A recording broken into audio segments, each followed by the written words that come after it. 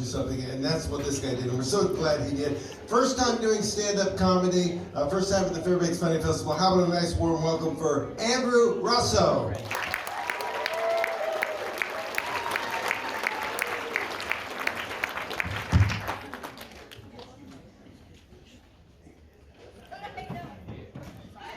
How's everyone doing tonight? So, when I was younger, I used to do rodeo, and I rode bulls. And interesting fact that riding bulls is actually easier than sex. See, riding bulls actually is easier because you only have to last 8 seconds. And then they give you a big belt buckle, which is kind of like a participation prize. So I have 6 kids, another kind of participation prize. When we found out that we were having number 6, we went to my in-laws, and I don't know why I was so nervous, but I felt like a 15-year-old kid that was getting ready to tell this girl's dad that I just knocked up his daughter for the 6th time. He pulled me aside and he said, "Hey, you know what causes this, right?" And I was like, "Well, we've got some theories, but we're still testing them." I don't think he really wanted the intimate details. So yeah, so kids are fun. Having a lot of kids is fun. You know, it's funny because I've always been admired families with big kids, with lots of kids. They pick up all sorts of great life skills, like teamwork and friendship and diplomacy. Just great skills, but there's a dark side too. My kids are also well versed in theft, extortion, lying, blackmail. So maybe I got some kids that'll go into politics. We'll see.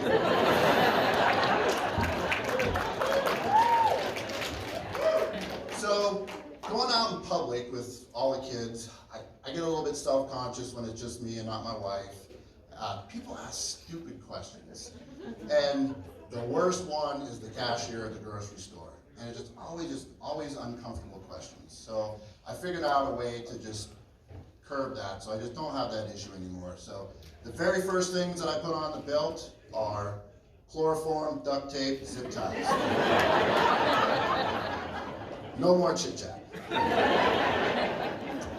So, but there's always that little old lady that's eyeing you, like, what is he doing with all those kids? And then finally they gotta come and say something stupid.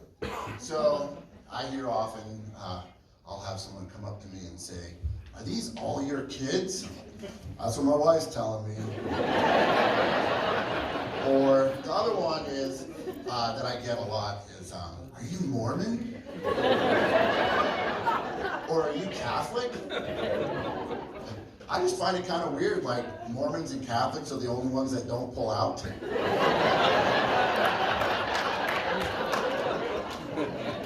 So I won a contest, and unfortunately I didn't win a trip to Hawaii or a new 4-wheeler. I won a vasectomy.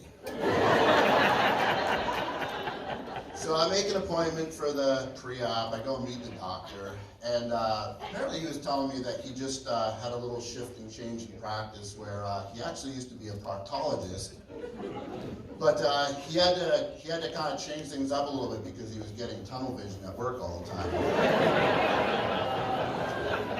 I don't know if it's kind of like in a restaurant, like, you know, if you work back of the house, it's like promotion to front of the house.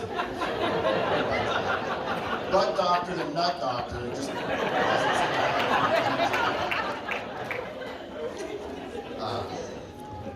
yeah, so anyways, he told me he had a good handle on his career now, so the day of the deed of the big V, my wife offered to go to the appointment with me, and she didn't, not for moral support, she just went with me to make sure that I actually went. So they got me all splayed out on on the gurney there and got you all drugged up. And the first thing that I've never had a vasectomy before, so I don't know if this is normal. But apparently they have to do like a test tug. So they have you all splayed out, and they expose your vas deferens, which for you non-medical people, that's your sperm pipe. And then they got to start the test tugs. I don't know if they got to like test the tensile strength or something to see what size pliers they're going to use to cut it. I don't know. So, what's really weird is, did you know your vas deferens is actually connected to your tonsils? So every time they poke your prod, like, you're feeling it all the way up to your torso and into your neck. I had no idea I was gonna get a twofer. I got a vasectomy. I got a vasectomy and my sleep apnea cured at the same time.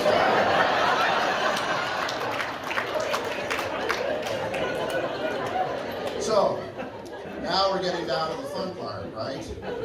So then the final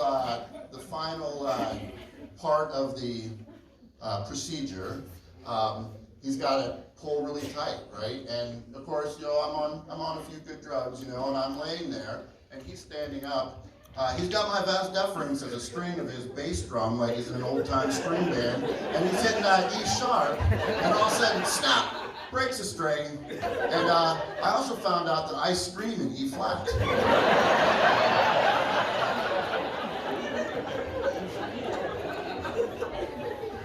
So I've been a firefighter for 25 years.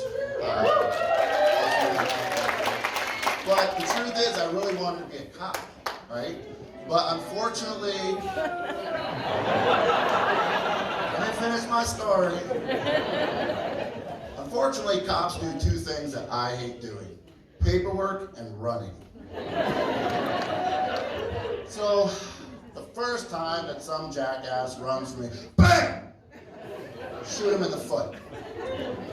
And then, of course, I'm gonna have to do a bunch of paperwork. And then I'm probably gonna have to go see a judge.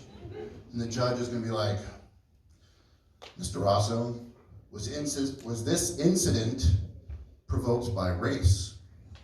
And I'd have to say, yes, I don't like to race. So I think I'll just stick with being a firefighter, because even cops need heroes too.